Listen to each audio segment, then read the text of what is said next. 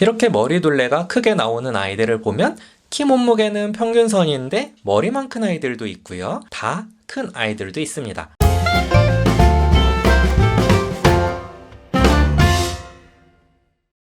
배꼽손 안녕하세요, 말랑닥터입니다.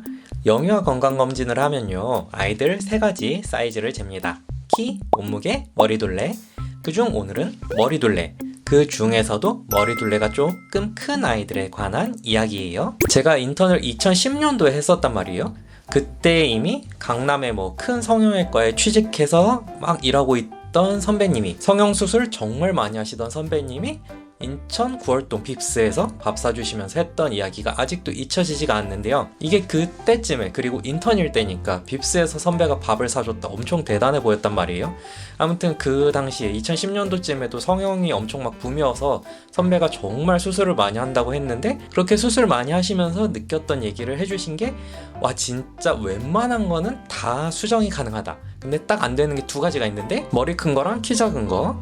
이게 물론 그 선배님은 내가 누군지 진짜 1도 관심이 없으셨겠지만, 앞에 있으면서 이게 나들으라고 하는 소린가? 이런 기분이 들었단 말이에요. 그래서 좀 기억에 잘 남아 있습니다. 아무튼 이건 성형외과 입장이고, 애들 보는 의사 생각은 좀 달라요. 좀 이따 얘기 드릴게요. 본론으로 들어가서 영유아 검진 때 측정한 게, 예전에 그 키 몸무게 영상 올렸을 때 얘기했던 것처럼 한 5에서 95 백분위수 사이쯤 있으면 괜찮다고 보고, 하위나 상위 500분위수 정도는 조금 이상하다는 얘기가 나갈 수도 있어요. 그리고 상황에 따라서 기준이 조금씩 달라지긴 하지만 일반적으로 하위 300분위수 미만은 머리가 너무 작은 소두증이라고 얘기를 하고요.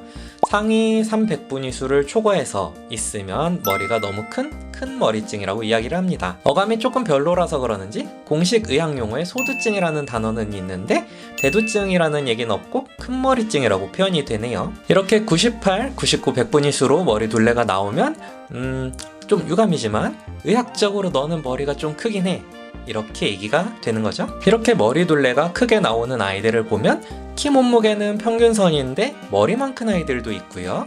키, 몸무게, 머리둘레 다 큰 아이들도 있습니다.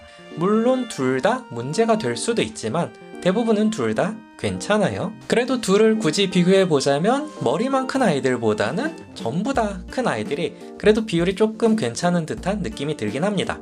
근데 머리는 큰데 키 몸무게가 너무 작다, 이런 경우는 조금 문제가 될 수 있어요. 아이 머리가 크다고 하면 엄청 막 걱정하시는 엄빠들도 있으시고 막 깔깔거리면서 웃는 집도 있어요. 그리고 아이 머리가 작아요 라고 얘기를 하면은 조금 안심하시기도 하고, 아이 머리가 크다고 하면 걱정하시고, 이런 경향도 조금 있고요. 사실 의사 입장에서는 머리가 너무 작으나 너무 크나 둘 다 걱정이긴 하거든요. 이런 큰 머리증, 대두증이 생기는 가장 흔한 원인은 양성 가족성 큰 머리증이에요.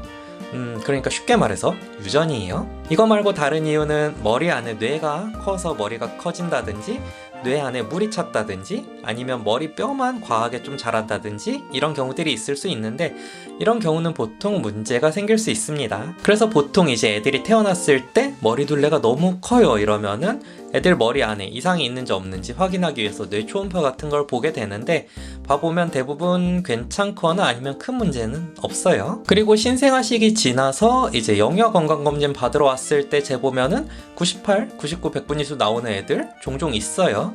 그러면 어쩔 수 없이 이제 이상하다고 평가를 주긴 줘야 되는데, 보면 애도 아무 문제 없어 보이고 지금까지 잘 커왔고, 예전에 영유아 건강검진 할 때도 계속 머리가 크다고 얘기를 들었었대요. 아니면 가끔은 엄마나 아빠 머리 모양을 복사 붙여넣기 해놓은 것 같은 아이들도 있습니다. 이러면 대부분 크게 걱정되지는 않죠. 그냥 이렇게 단순히 머리만 큰 게 아니라 문제가 있는 아이들은 행동이나 생김새 같은 것들도 같이 이상한 경우가 많아요.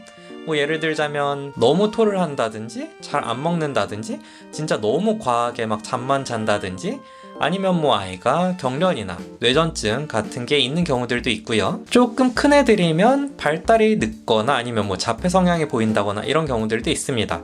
근데 이런 아이들은 대부분 이미 영유아 검진 받으러 저한테 오기 전에 큰 병원에서 다 무슨 병이 있어요 라고 진단을 받고 와요. 그래서 잘 크고 특별한 문제가 없어 보이는 아이들, 특히 영유아 건강검진을 처음 받아보는 아이 엄마 아빠들한테는 머리가 크면 어떤 상황이 생길 수 좋겠다 이런 얘기들은 해주긴 하지만 뭐 그렇게 크게 막 걱정되시도록 얘기하진 않는 편입니다. 오늘의 결론입니다. 물론 건강한 게 최고예요. 머리가 커도 아무 문제 없이 건강하게만 잘 자라라 라는 게 당연히 모든 엄마 아빠들의 마음이긴 하지만 그래도 한편으로는 외지주 시대에 합류할 수 있는 외모면 좋겠다 이런 마음도 좀 있긴 있잖아요. 그래서 아이 머리가 크다는 얘기를 들으면 조금 실망을 하실 수도 있는데 많은 아이들을 봐온 경험으로 크기보다 중요한 건 모양이에요. 보면 머리는 큰데 얼굴은 작은 친구들도 있고 머리는 남들이랑 비슷한 사이즈인데 얼굴은 큰 아이들도 있어요. 물론 이것도 어느 정도는 타고나는 거긴 하지만 그래도 엄마 아빠가 느끼기에 우리 아이가 머리 모양이 조금 큰 것 같다 싶으면 아이 머리 모양 이상해지지 않게 뭐 사두증, 단두증 이런 거 안 오게 아이 잘 굴려가면서 머리 모양 예쁘게 잘 잡아주세요. 그동안 봐온 경험으로는 이것만 가지고서도 아이 외모가 조금 차이가 나는 느낌이 있습니다. 오늘 제가 준비한 영상은 여기까지. 도움이 되셨길 바라며 다음에 다시 만나요. 감사합니다.